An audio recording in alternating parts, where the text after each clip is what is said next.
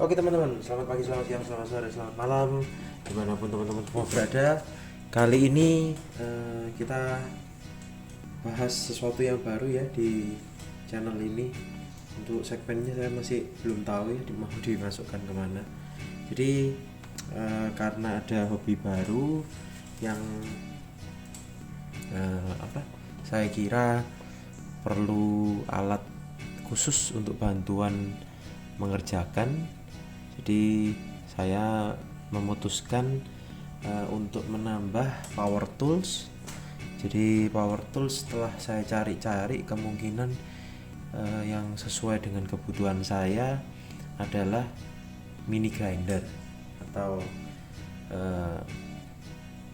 untuk biasanya teman-teman bisa cek di marketplace itu untuk pekerjaan DIY ya. Jadi kerajinan, kreatif dan lain sebagainya. Nah, setelah saya lihat dari beberapa review YouTuber yang sudah lebih paham ya di bidang power tools ini, saya memutuskan untuk ngambil unit NRT 902D ini, teman-teman. Jadi dari beberapa review yang saya lihat, NRT ini unitnya build quality-nya cukup oke di range harganya, dan juga sudah ada material plastik di bagian luar untuk jadi bukan plastik, karet campur plastik. Jadi ketika kita megang, gripnya jauh lebih enak daripada yang full plastik. Dan mini grinder ini tentunya sudah disertai beberapa peralatan bawaan ya, bor mini dan lain sebagainya. Jadi ini setelah saya pakai ya beberapa hari terakhir, ini kebetulan power toolnya baru datang 2 hari. Setelah saya pakai 2 hari, ada kelebihan dan kekurangan yang saya rasakan. Apa saja? Tonton terus di video kali ini. Oke, kita langsung unboxing saja ya. Walaupun sebetulnya sudah saya buka ya. Ini dapat terlihat teman-teman, NRT 902HD. Sebetulnya ada lagi yang 903HD, tapi kalau saya cek itu malah lebih lama. Bedanya kalau 903HD itu punya tiang. Jadi nanti bisa teman-teman gantung ya si mini grinder ini. Oke, berikut ini kita buka aja langsung kita buka. Di sini ada logo mini grindernya. Nah, seperti ini teman-teman. Dia ada kartu garansi, petunjuk penggunaan. Nah, kan 902D dan 903 sama persis untuk maintenance dan lain-lain ya. Seperti ini. Nah, berikut adalah unit dari NRT-nya ini sendiri ya. Jadi unit NRT ini build quality-nya cukup kokoh, lalu disertai ada variable speed dari speed 1 hingga speed 6. Lalu tombol on off-nya diposisikan agak menjorok masuk. Ini tujuannya sih kalau menurut saya setelah pemakaian 2-3 hari ini, menurut saya yang sebetulnya awam ya, ini lebih aman, jadi tidak mudah untuk dipencet on off-nya. Jadi untuk preventif mungkin ya. Nah, lalu di bagian colletnya ini, collet cak ini seperti ini sepertinya universal. Ini ada collet locknya, jadi teman-teman tinggal buka aja seperti ini untuk penggantian penggunaan mata bor yang sudah disertakan di paket pembelian. Ngomong-ngomong, ini saya gunakan biasanya untuk melakukan pengeboran pada papan akrilik ya, tapi ada juga yang papan PCB biasa. Jadi dengan speed RPM saya set angka 1 atau 2 sudah cukup ya. Tapi papan akriliknya sebetulnya cukup tipis, mungkin kisaran 1,8 mili kalau saya nggak salah. Ini mata bor yang saya beli tambahan 3 mili. Ini mata bor bawaan sudah patah karena saya waktu kemarin salah pasang ya, maklum karena baru pertama kali pakai alat power tool seperti ini. Nah, ini ada kuncian untuk merekatkan si spindle lock tadi, coletnya. Nah, tadi di mana tuh? Nah, ini. Kalau teman-teman mau pasang, ini semisal pasang bor 3 mili, ini ada colet coknya yang warna kuning ini istilahnya. Nah, seperti ini. Tinggal pasang. Jangan lupa colet locknya ditekan, kok diikat. Ini lalu tinggal dikencangkan seperti ini. Udah, tinggal teman-teman bisa pakai. Adapun ini banyak, tapi saya mungkin nggak bisa jelasin satu persatu. Teman-teman cek aja mungkin di review YouTube yang lebih paham ya masalah tentang hal ini. Jadi saya mau menceritakan sedikit pengalaman, kekurangan dan kelebihan ya. Kalau kelebihannya tentu dengan budget 200.000 semua pekerjaan saya bisa tercover, mulai memotong PCB, board PCB, memotong papan akrilik. Ini menggunakan cutting wheel ini seperti ini. Ini cutting wheelnya dari batu ya bahannya, jadi sudah saya pakai dan ya tentunya memudahkan sekali ya. Saya biasa cutter atau gergaji agak lama dan ribet, ini sangat cepat dengan menggunakan cutting wheel ini. Lalu untuk pengeborannya pun dengan posisi seperti ini, tapi mata bornya sudah saya ganti ya, beli bukan paketan pembelian dari NRT ini. Di RPM variabel speed 1 atau 2 itu sudah cukup ya untuk ngebor atau melubangi sesuatu. Nah, kekurangan yang saya rasakan, jadi setelah saya cek, karena memang di beberapa review YouTube mungkin karena mereka sudah spesialisasi di bagian pertukangan, dan sebetulnya ada beberapa lapak yang sudah menyebutkan speknya. Jadi untuk mini grinder itu semua, baik merek NRT, terus kalau saya tidak salah ada merek Benz, ada merek Molar itu juga salah satu best seller. Cuman saya nggak jadi ambil Molar karena build quality-nya di bagian sini ini full plastik kalau dari beberapa review YouTube lain ya. Nah, itu untuk diameter mata bor ini.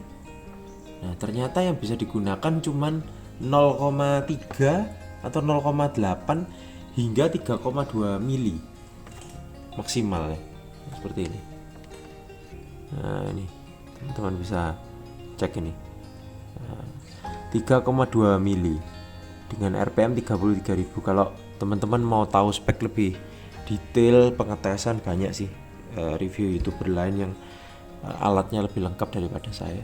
Kalau saya lihat sih kisaran maksimumnya di 30 ribuan RPM kalau di set di variable speed 6. Nah, yang mau saya bahas kekurangannya di sini, ternyata maksimalnya ini 3 mili.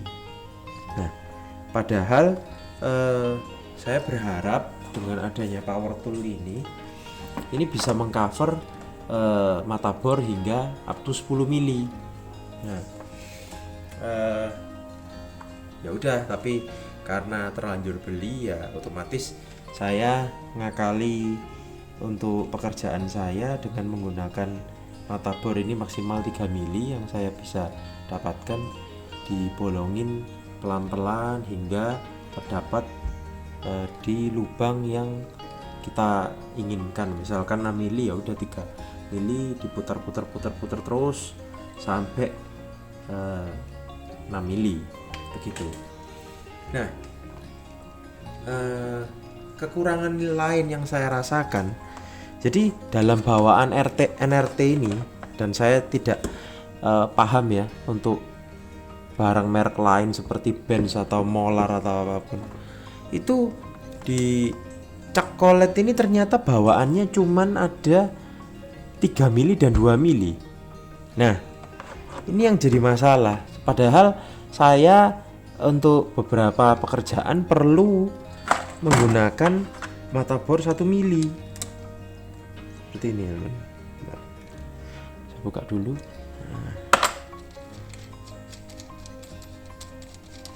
Nah, ini saya nggak tahu ya. Jadi cak kolet ini cuman dapat ukuran 3 dan 2 mili. Misalkan saya kadang ada butuh pekerjaan yang 1 mili mata bornya. Nah, ternyata untuk mata bor 1 mili di beberapa lapak online marketplace itu cak kolet yang warna kuning ini dijual terpisah. Satu set ada yang mulai, kalau saya cek, 15.000 hingga 30.000. Nah, itu sangat menyusahkan ya. Dan saya baru 2 hari ini pakai, saya karena barangnya udah nggak ada, jadi saya beli coklat yang murah-murah 15.000 itu ya tidak bisa memegang mata bor itu dengan grip yang sempurna. Jadi saya agak terganjal di bagian situ. Jadi untuk sementara ya terpaksa saya ngakalin dengan 1 mili itu saya paku dulu, terus pelan-pelan saya perbesar 1 mili, jadi masih kira-kira. Mungkin untuk teman-teman yang sudah pro di bidang ini bisa kasih komentar ya, kira-kira problem solvingnya seperti apa. Jadi menurut saya untuk teman-teman yang sedang mencari juga power tool, teman-teman perhatikan apakah teman-teman butuh mini grinder ini seperti ini atau mini bor. Nah, kalau mini bor memang dia bisa mulai dari 1 mili dan segala macam, tapi mini bor tidak dipersenjatai dengan cutting wheel, terus amplas segala macam. Jadi kegunaan dan fungsinya sendiri-sendiri sih. Ya kita nggak bisa lah berharap semuanya paket lengkap di handle oleh satu mesin ini aja.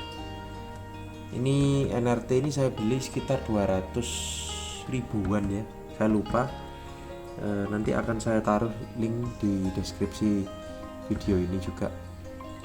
Jadi untuk teman-teman mungkin yang mau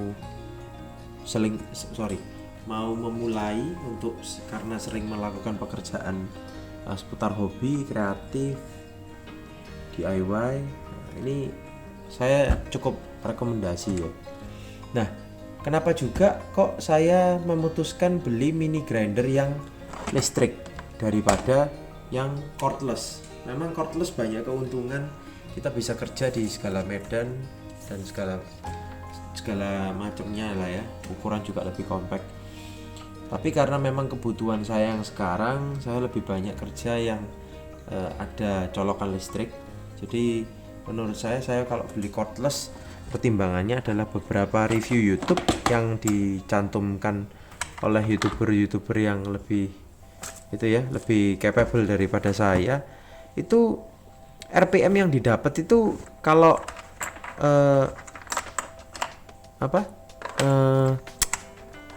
di cordless itu kecil ya, rendah. Mungkin kalau nggak salah sekitaran hampir nggak nyampe 20.000 RPM mungkin.